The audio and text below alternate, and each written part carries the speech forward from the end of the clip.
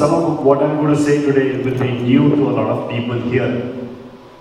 So I'll start right at the beginning. I was born in an era of shortages. When I was a child, there was food rationing in this country. Jobs were also in shortage for my parents' generation. So the goal that time was you either get a government job or a job in a public sector unit, and be assured of a job. There was no private sector to speak of in that sense. This also translated into opportunities to study. Those were also limited. My parents would say either you become a doctor or an engineer. And if you can't be one of those, maybe a chartered accountant. But anything beyond that was unknown, right? So, given those circumstances when everything was in shortage, my contemporaries and I, we feel lucky we got access to a very good education. I went to the prestigious IIT in Bombay. Believe it or not, when I graduated, the starting salaries were the cost of 3 cups of coffee today in Coffee Day, 750 rupees a month. So that's how we started life. But then things changed over the years and everyone prospered. And in early 2004, I moved from the corporate sector into the vastly more challenging, in my opinion, development sector. And the key motivation was, can I bring in best practices in thought and action from industry to this sector to solve problems which are of orders of magnitude higher than what you would see in the corporate sector. And this is where I came to realize that it takes a village to raise a child. This is a very old African proverb, but it's absolutely, absolutely true.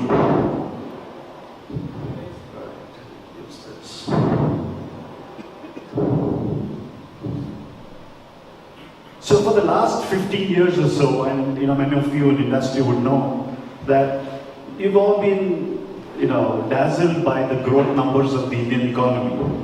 Just like a Bollywood dance number, right? It's all dazzled right in front, but right behind it is the real India, which lots of people here call Bharat. It is here that you will see rates of malnutrition that are the highest in the world. It is here you will see more than 30 million children not going to school. It is here you will see gender biases that you don't experience here. So, all these things are still prevalent out there and something needs to be done about this. So I'm going to share a few stories with you. I hope you'll find them interesting. But first, let me share a story about what education is all about. 4 days ago, I went to the Stonehill sponsored government school right around the corner here. That is not your typical government school. That's almost as good as Stonehill, right? Oops, right. Many years ago, I was in Hubli, and the morning's edition of the Times of India had this caption. It said, "The sky is their roof and the road is their classroom." Now, I've read many of these things in papers, but I said, since I was in town, I might as well go and check it out. And it was really true. 67 children from grades 1 and 4, supported by one teacher, who doubled up as the head teacher, but have no building, no classrooms. They are on the side of the road, and that was the school that was running. This is not the common school, it is not very frequent, but this does happen, right? So, it is not surprising that very few public institutions rival our government primary schools in public dissatisfaction. So you switch now, and a few years ago we did a survey in Bangalore with 48,000 households and asked parents what they thought of their schools, their children's schools, and these are all bottom of pyramid parents. Everyone said schools are fine. The children get books, shoes, uniform, a hot midday meal. So I suppose the school works well. And at the same time, the annual status of education report, which is something that comes out every year, in fact came out 3 days ago for this past year, essentially said that despite 5 years in school, 1 out of 2 children cannot read in the medium of instruction. Less than 30% can do subtraction. Less than 20% could do simple division. Now these are numbers that are really, really scary. For a long time, and this continues to be also in the mindset, that the focus is on the input side. So you think if you give the child books and shoes and a bag, you've done your job. You think that if the food is there, you've done your job. But sometimes, as the roadside school demonstrates, even that fails, right? So even that doesn't work. So for a long time, we've been ignoring the quality of learning outcomes and focusing on what I like to call the supply side. So there is no test in between, let's say, till grade 10 in the system to see how the child is performing. So when the child hits grade 10, there's no way you know whether, till then you don't know. So there's no way for you to do any course corrections. So how do you change all this is your big challenge. It's not about creating more classrooms or more textbooks. It's about how do you wake up the village. So what is the village, right? So the village is the demand side of the equation. So unless and until you transfer the locus of control from the supply side to the demand side, quality in schools will not improve. So let me just move forward to 2012, 2013, like a few years ago still. It was the 5th of September. In India, we celebrate this as Teachers' Day. It's the birth anniversary of our former president, Dr. Radhakrishnan, who was a teacher, who was a great teacher, and the day represents everything that a good teacher should be. So we said we'd go to a school about 45 minutes from Bangalore, where we've been doing some work. It's a small hamlet. 650 people live in that hamlet, and they have a little school with about 35 students. Right? They have grades 1 through 5. It's in the government parlance, it's what's called a lower primary school. So they only teach 1st to 5th grade. The building was solid. And then we looked at the teachers. These 2 teachers were really outstanding. Both of them lived in the city and would have to travel by bus 35 kilometers each way to reach the school. So that you're talking about doing 70 kilometers a day of just traveling. And neither of them would miss school or be late for school any single day. So the commitment was really, really solid. They were there all the time. This is point 1. Point 2 is the parents of that hamlet. They were very mindful of this. So every time, because the last 4 kilometers to the school, 3 to 4 kilometers to the school, you actually had to walk. There was no bus service. So imagine, teachers have to walk in the rain, sun, whatever it is. The villagers would, as frequently as possible, when they are passing by, they would give a lift to them on their tractors or motorcycles. So they were also very cooperative. And then every school in this country has, Stonehill has a PTA, but government schools have something called a School Development and Monitoring Committee. It's a legally mandated body. And they look over the functioning of the school. And they've been there, these members were there, very active with the school. Even today, if I go to the school, the 3/4 of the town descends there, just to make sure that nobody's going to mess around with the place, right? So they're there. And parents had a very clear vision.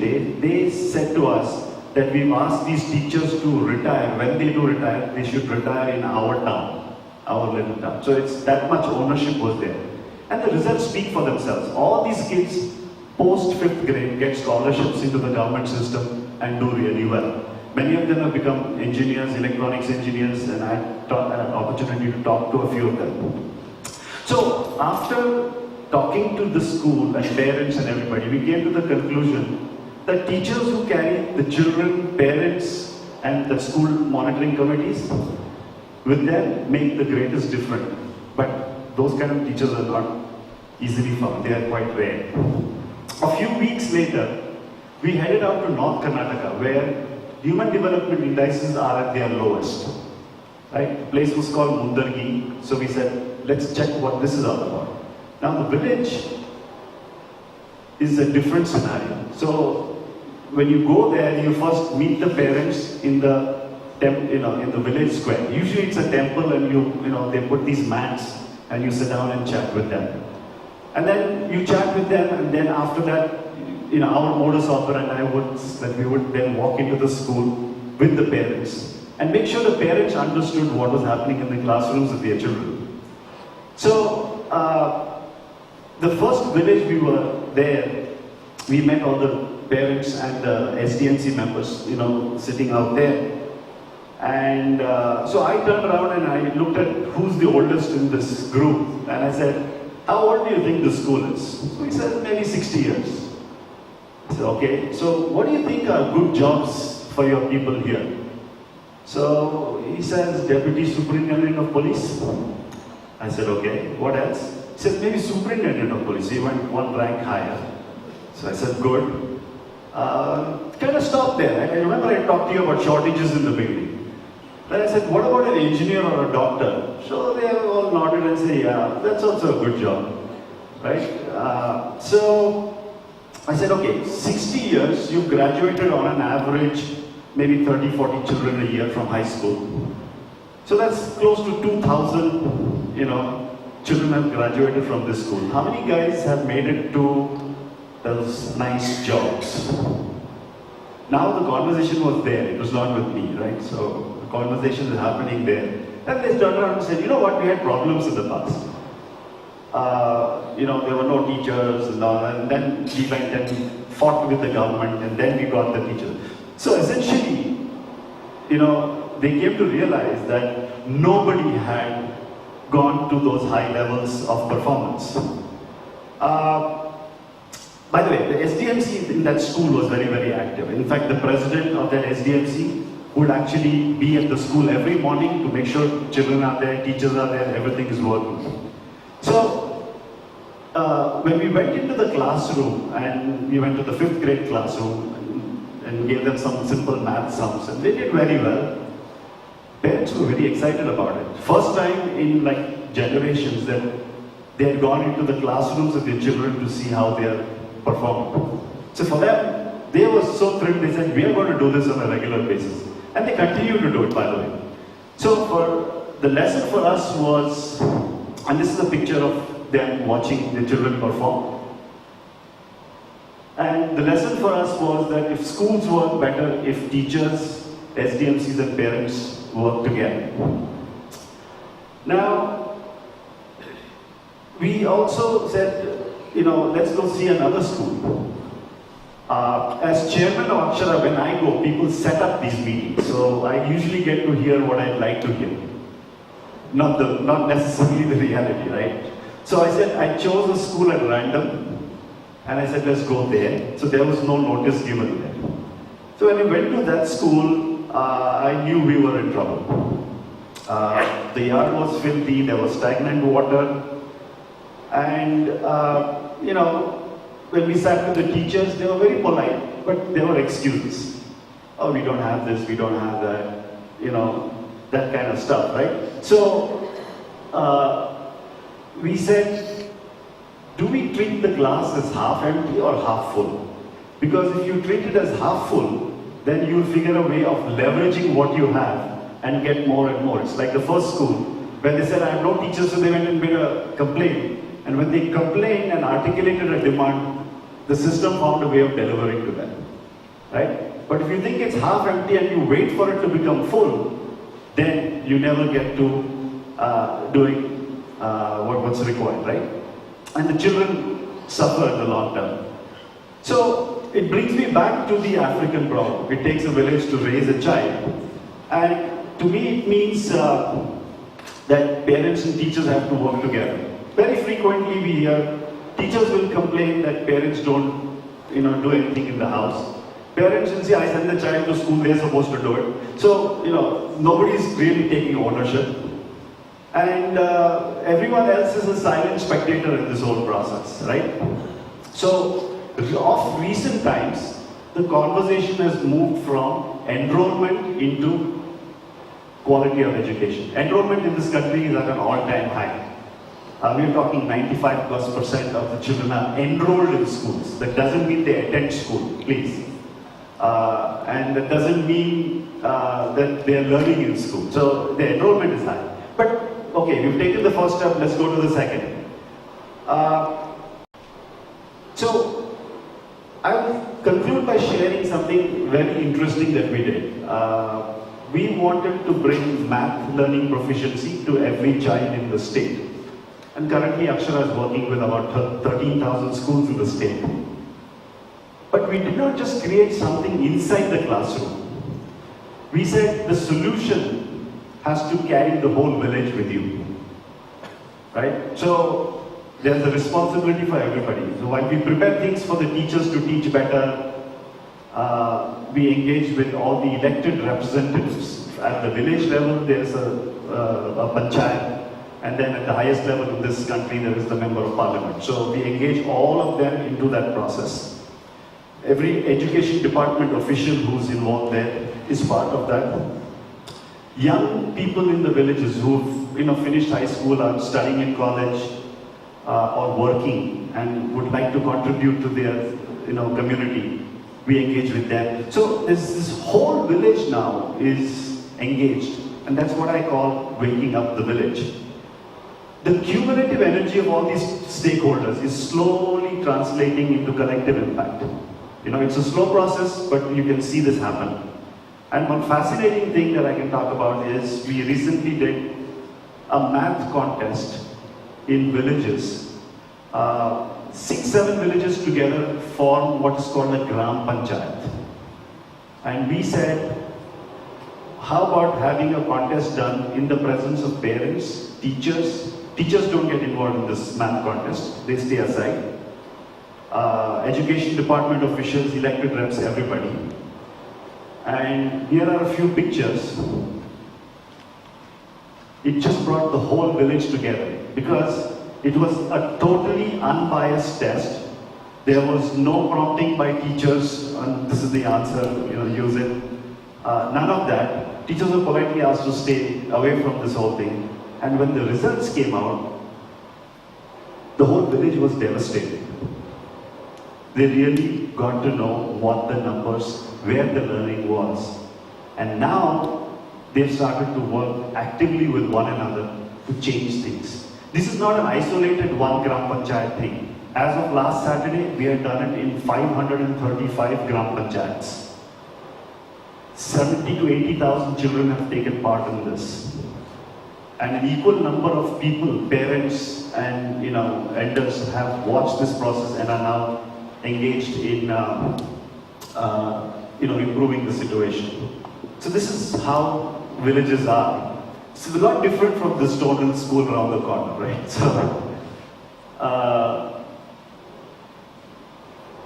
So the question at the end is, what can you do?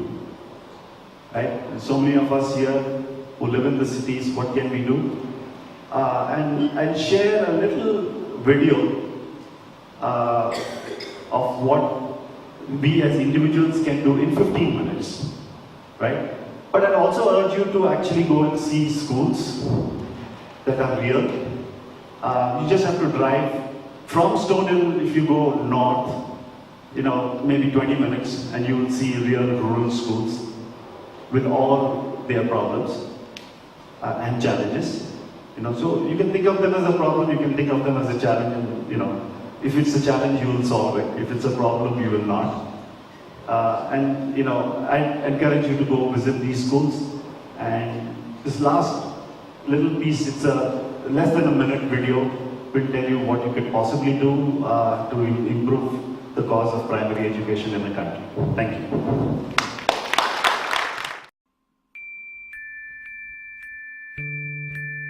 Have you ever wanted to get involved with public schools and preschools in Karnataka, but don't know how to find them?